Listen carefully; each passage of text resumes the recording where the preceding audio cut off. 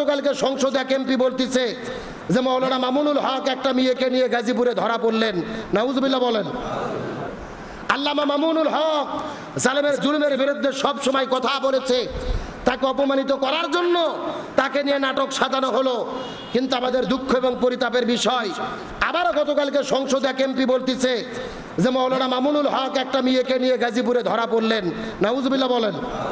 তার নিজের বিবাহিত স্ত্রীকে নিয়ে গিয়েছিলেন নারায়ণগঞ্জে, সেটাকে ধরে স্বৈরাচাররা নাটক তৈরি করে ধর্ষক বানাইছিল। আবারও নতুন করে বলা হচ্ছে যে বউনে ধরা পড়লো, সেটা নিয়ে হইচই। সংসদে আমরা বলতে চাই না, নতুন করে স্বৈরাচারের কায়দায় আলেমদেরকে অপমান করার চেষ্টা করবেন না, এটা কখনো শুভনীয় হতে পারে না। মাননীয় প্রধানমন্ত্রীকে ধন্যবাদ দেই, তিনি এই কথাকে সমর্থন করেননি, তিনি বলেছেন এটাকে এক্সপান্স করে দেন।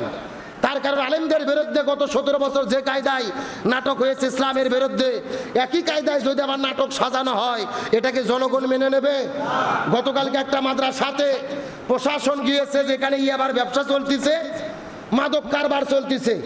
ওদেরকে ধরতেছে, একটা পিস্তল উদ্ধার করছে, ওই পিস্তলে লেখা মেড ইন পাকিস্তান, এটা পাকিস্তানের পিস্তল। সঙ্গে সঙ্গে সংবাদ প্রচার হলো যে মাদ্রাসা থেকে পাকিস্তানের পিস্তল বন্দুক উদ্ধার করা হয়েছে।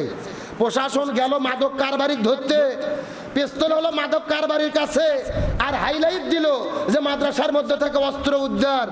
এগুলো মিডিয়া নয়, এরা বুঝতে চায় বাংলাদেশে জঙ্গি আছে, পাকিস্তানের সাথে বাংলাদেশের সম্পর্ক আছে, এরা নতুন করে বাংলাদেশকে একটা ঘোলাটে পরিবেশ তৈরি করতে চায়।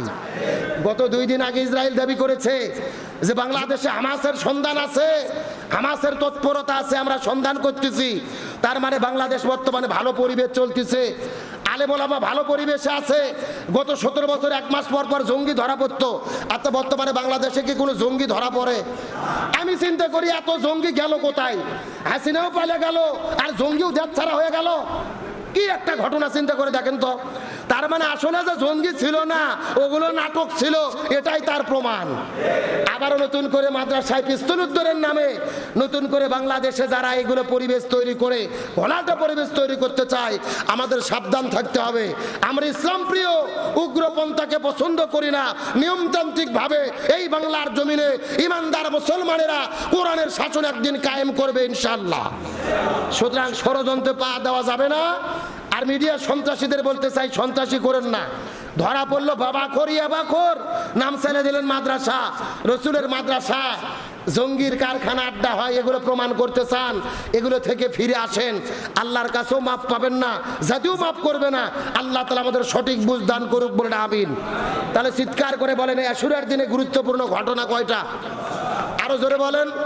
তাহলে আশুরার দিনে হযরতে আদম আলাইহিস সালামকে আল্লাহ দেখা করে দিলেন হাওয়ার সাথে, নূহ নবীকে আল্লাহ তাআলা রক্ষা করলেন প্লাবন থেকে, ইব্রাহিম আলাইহিস সালামকে আগুন থেকে মুক্তি দান করলেন কে? আমার প্রিয় বন্ধুগণ, মুসলমান ভাইরা গভীর মনোযোগ লক্ষ্য করুন।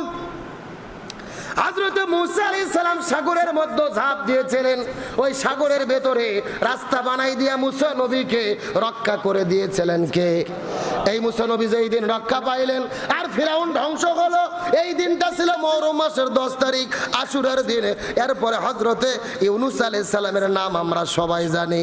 হযরতে ইউনূস আলাইহিস সালাম সাগরে যাওয়ার পরে যখন তাকে জাহাজের মধ্য থেকে ফেলে দেওয়া হলো, হযরতে ইউনূস আলাইহিস সালাম সাগরে পড়ার সাথে সাথে ইউনূস নবীকে ছোট একটা মাছ খেয়ে ফেললেন, এই ছোট মাছটাকে বড় একটা তিমি মাছ খেয়ে ফেললেন। সাগরের পানি একটা অন্ধকার, তিমি মাছ একটা অন্ধকার, ওই ছোট্ট মাছের পেট একটা অন্ধকার। এই তিনটার অন্ধকারের ভেতরে হযরতে ইউনূস আলাইহিস সালামকে আল্লাহ 1 নয় 2 নয় 40 দিন পর্যন্ত বেঁচে রেখেছিল। জোরে বলেন কয় দিন? হযরত ইউনূস আলাইহিস সালাম এই 40 দিন পরে মাছের পেটের মধ্য থেকে আল্লাহ তাআলা হুকুম করলেন, মাছ আর ইউনূসকে পেটের মধ্যে রাখা যাবে না। ইউনূস নবী পেটের মধ্যে যাওয়ার পরে, মাছের পেটে সাগরের মধ্যে যাওয়ার পরে আল্লাহর কাছে সব সময় দোয়া করে, লা ইলাহা ইল্লা আনতা সুবহানাকা ইন্নী কুনতু মিনাজ জালিমিন। হে আল্লাহ, আপনি আমাকে রক্ষা করেন, আপনি আমাকে হেফাজত করেন, আপনি ছাড়া কেউ রক্ষা করতে পারবে না। ইউনূস আলাইহিস সালাম 40 দিন পর্যন্ত দোয়া করলো। ওই 40 দিন পরে ইউনূস নবীর মাছের পেটের মধ্য থেকে আল্লাহ তাআলা ইউনূস নবীকে নবীকে ওই মাছের পেটের মধ্য থেকে আবারও জমিনের মধ্যে ফেলাই দিল। ওই বিশাল বড় তিমি মাছ এত জোরে হা করে এমন জোরে একটা বমি করে ফেললো, মানুষ যেই রকম বমি করে ফেলে ওই রকম তিমি মাছটা যখন বমি করে ফেললেন, তার পেটের মধ্য থেকে ইউনূস আলাইহিস সালাম সাগরের মধ্য থেকে একেবারে কিনারার মধ্যে চলে আসলেন। সাগরের পানি ঢেউ দিয়ে চলে আসলো, তার শরীরটা পানি দিয়ে পরিষ্কার হয়ে গেল, আকাশের সূর্য আলো দিল, আল্লাহ তাআলা ইউনূস নবীকে বাঁচায়া দিল। এই ইউনূস নবীকে 40 দিন পরে মাছের পেটের মধ্য থেকে যেই দিন আল্লাহ রক্ষা করেছিল, এই দিনটা সাধারণ কোনো দিন ছিল না। এই দিনটাও ছিল মুহররম মাসের 10 তারিখ আশুরার দিন। হযরত ইউনূস আলাইহিস সালামকে মাছের পেটের মধ্য থেকে আল্লাহ তাআলা 40 দিন পরে যেদিন রক্ষা করলেন, হেফাজত করলেন, এই দিনটা ছিল কোন দিন? 10ই মুহররম আশুরার দিন। আমার বন্ধুগণ, মুসলমান ভাইরা গভীর মনোযোগ লক্ষ্য করুন। আল্লাহর পয়গম্বর হযরত আইয়ুব আলাইহিস সালাম, আল্লাহ তাআলা তার শরীরের মধ্যে এমন একটা রোগ দিল, শরীরে রোগে পচে ঘা হয়ে তার শরীরের মধ্যে যখন পোকা ধরে গেলেন, তার শরীরের মধ্যে থেকে পোকাগুলো তার গোশতগুলো কামড়ে কামড়ে খাওয়া শুরু করলেন। এইরকম চলতে চলতে 18 বছর পার হয়ে গেছে। 18 বছর পরে হযরত আইয়ুব আলাইহিস সালাম লক্ষ্য করে দেখে তার 3 জন স্ত্রী ছিল, স্ত্রী তাদেরকে ছেড়ে চলে গেছে, তার সন্তানগুলো দুনিয়া থেকে বিদায় নিয়ে চলে গেছে, তার রাজপ্রাসাদগুলো ধ্বংস হয়ে গেছে। কিন্তু 18 বছর পরে হযরত আইয়ুব আলাইহিস সালাম তার শরীরের মধ্য থেকে অসুস্থতা নেওয়ার পরে আল্লাহ আইয়ুব আলাইহিস সালামের দিকে লক্ষ্য করলেন, তার শরীরের মধ্যে একটা পোকা দেখা যায়, বিশাল বড় পোকা।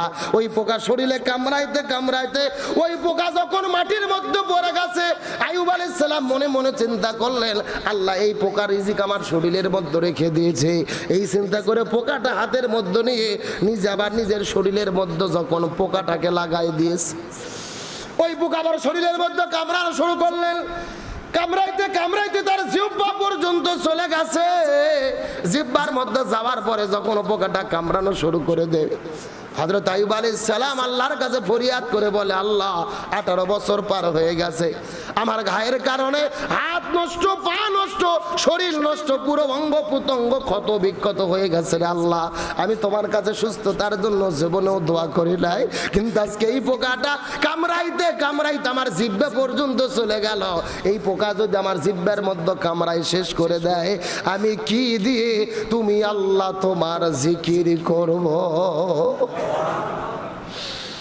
এই কথা আল্লাহর কাছে এত বেশি পছন্দ হয়েছে, এত বেশি ভালো লেগেছে, পুরো শরীরটা ঘায়ে পচনিতে শেষ হয়ে গেছে।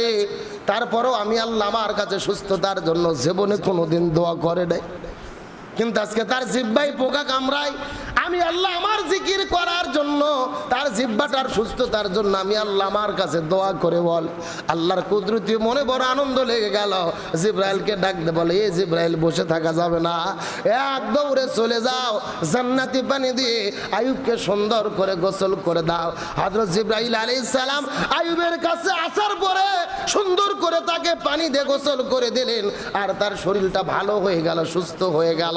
এই যে 18 বছর পরে হযরত আইয়ুব আলাইহিস সালাম যেদিন সুস্থ হয়েছিল, এই দিনটাও কোনো যেন তেন দিন ছিল না, এই দিনটাও ছিল 10ই মুহররম আশুরার দিন। হযরত আইয়ুব আলাইহিস সালামকে 18 বছর পরে কঠিন রোগ থেকে আল্লাহ যেদিন মুক্তি দিয়েছিলেন, এই দিনটা ছিল কোন দিন? 10ই মুহররম। আল্লাহর পয়গম্বর হযরত ইয়াকুব আলাইহিস সালাম 12টা সন্তান আল্লাহ তাআলা তাকে দান করেছিলেন, তার মধ্যে একটা সন্তান ছিলেন যার নাম হযরত ইউসুফ আলাইহিস সালাম। হযরত ইউসুফ আলাইহিস সালামকে তার ভাইয়েরা ষড়যন্ত্র করে কূপের মধ্যে যখন ফেলে দিলেন, ইয়াকুব আলাইহিস সালাম আল্লাহর কাছে দোয়া করে বলেন, আল্লাহ সাবরুন জামিল, আমি ধৈর্য ধারণ করলাম, আপনি আমার সন্তানটাকে হেফাজত করবেন। হযরত ইউসুফ আলাইহিস সালামকে কূপের মধ্যে থেকে কিছু বণিক প্রতিকারা উঠায়া মিশরে নিয়ে গেলেন। দিনে দিনে ইউসুফ আলাইহিস সালাম বড় হওয়া শুরু করে দিলেন। ইউসুফ নবীকে জেলে বন্দী করা হলো, ওই জেল থেকে 10 বছর পরে তিনি মুক্ত পাইল। হযরত ইউসুফ ইউসুফ আলাইহিস সালাম জেল থেকে মুক্তি পাওয়ার পরে তার বাবা ইয়াকুব আলাইহিস সালামের সঙ্গে যেই দিন বাবা এবং সন্তানের দেখা হয়েছিল, হযরত ইয়াকুব আলাইহিস সালাম কান্না করতে করতে তার চোখগুলো কানা হয়ে গিয়েছিল, অন্ধ হয়ে গিয়েছিল। কিন্তু আল্লাহ রাব্বুল আলামিন ইউসুফ নবী দেখা হওয়ার পরে তার মুখের থুতু বের করার পরে আস্তে করে বাবার চোখে দিয়ে দিলেন। আল্লাহ তাআলা ইয়াকুব আলাইহিস সালামের চোখের দৃষ্টিটা আবারও ফিরাইয়া দিল। এই যে হযরত ইউসুফ আলাইহিস সালাম জেল থেকে মুক্ত হওয়ার পরে যেই দিন তার বাবার সঙ্গে দেখা হয়েছিল, এই দিনটা যেন তেন কোনো দিন ছিল না, এই দিনটাও ছিল 10ই মুহররম আশুরার দিন। হযরত ইউসুফ আলাইহিস সালামকে আল্লাহ জেল থেকে মুক্ত করে তার বাবার সঙ্গে যেদিন দেখা করে দিলেন সেই দিনটা ছিল কোন দিন?